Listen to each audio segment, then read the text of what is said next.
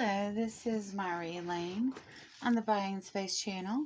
I'm continuing to read my series on the four Gospels, Matthew, Mark, Luke, and John, which are the first four books of the New Testament that outline the life of Jesus Christ.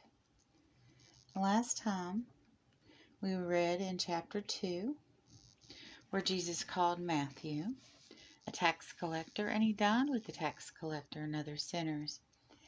We're starting today in verse 18, a discussion about fasting.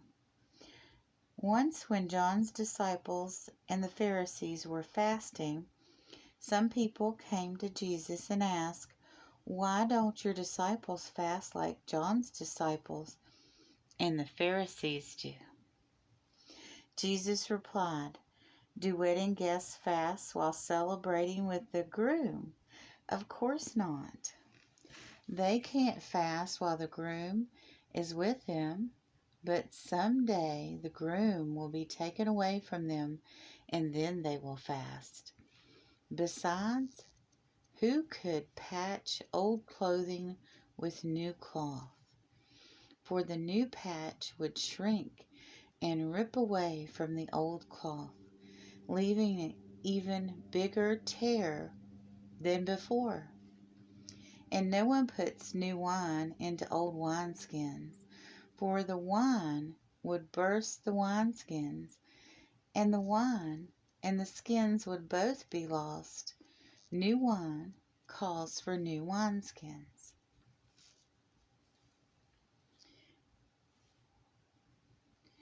A discussion about the Sabbath. One Sabbath day, as Jesus was walking through some grain fields, his disciples began breaking off heads of grain to eat. But the Pharisees said to Jesus, "Look, why are they breaking the law by harvesting grain on the Sabbath?" Jesus said to them, "Haven't you ever read the scriptures? What David did when he and his companions were hungry? He went to the house of God during the days when Abiathar was high priest, and broke the law by eating the sacred loaves of bread that only the priests are allowed to eat. He also gave some to his companions." Jesus said unto them, "The Sabbath was made to meet the needs of the people, not people to meet the requirements of the Sabbath. So the Son of Man is Lord, even over Sabbath." So Jesus is telling them that laws were made on spiritual principles. You know, every Sabbath, whether you accept that as Saturday or Sunday, is a day of rest. But if you're hungry or you have a need, you can still feed your body. The spirit of the Sabbath is to rest. And it was made to serve the people. The people weren't made to serve the Sabbath. How can you rest? How can you rejuvenate? How can you be spiritual if you're hungry? I feel sorry for Christians that have to go out and work their employment on their Sabbath. But they must survive because our society does not recognize the Sabbath. People go 24/7 in our society and there's no rest. So if you're a Christian and you're in that situation that you have to work on your holy day, you take one of your days off and you make that your day of rest. You make that your day of reflection. Still have your Sabbath. Still have your day of rest. the wisdom of God knows that we need rest, that we need a day of reflection. We need to break up our week.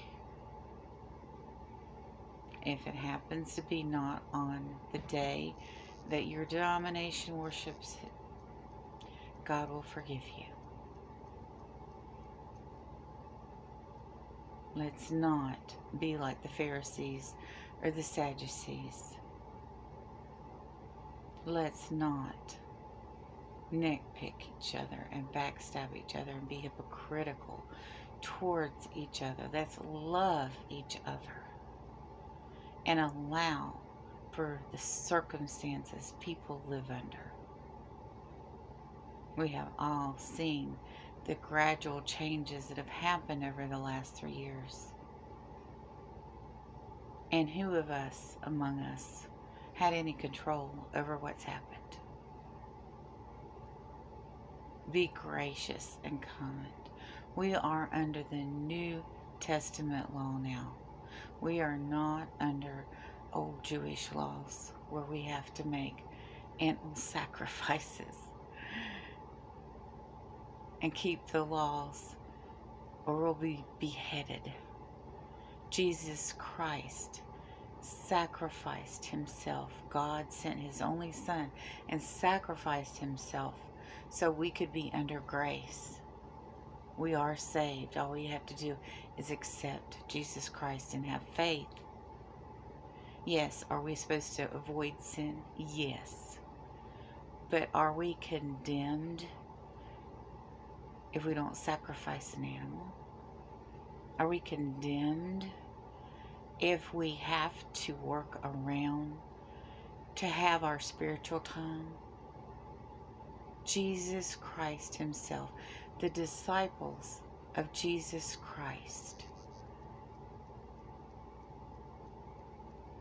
harvested grain, just enough for them to eat, just enough to take care of themselves. King David broke bread. What was it? Haven't you ever read the scriptures? What David did when he and his companions were hungry? God doesn't mean for you to go hungry on the Sabbath or any other day. You do what you need to do to eat and to feed your family and take care of your loved ones. Pray about it. Make time for God in your week. But if you have to go to work on Sunday or Saturday, whichever is your Sabbath, do it. Take care of yourself and your family. And don't think the day of the week is going to make or break somebody going to heaven or hell. If you have a friend or a cousin or even a spouse that thinks Sabbath is Saturday and you think it's Sunday, that's not worth disharmony in your life. You allow for their practice, you allow for yours. Let's not be like the Pharisees and Sadducees that harassed Jesus Christ himself about these nitpicky rules. He is the bridegroom. Why would they fast when they're with him? Why do we have to fast when we're with him in spirit and have the Holy Spirit and have God and have Jesus Christ and have faith? Is it something good to do on occasion when it's typically observed? Yes. But if you have somebody in your household that has a medical condition, or you have a medical condition, God doesn't mean for you to die. God doesn't mean for your health to suffer. We are under grace. We are under New Testament rules. Don't harm yourself. Be good to yourself. Do observe a Sabbath, but it doesn't have to be from sunup to sundown on a certain day of the week. The calendar's been changed. Follow the Spirit. Follow the Holy Spirit. Be guided in your life by God, Jesus Christ, and the Holy Spirit. Don't let other Christians, other people nitpick you about these rules. Follow your conscience, which is, if you're in tune with God, follow the Holy Spirit. Have a wonderful and blessed day, everyone.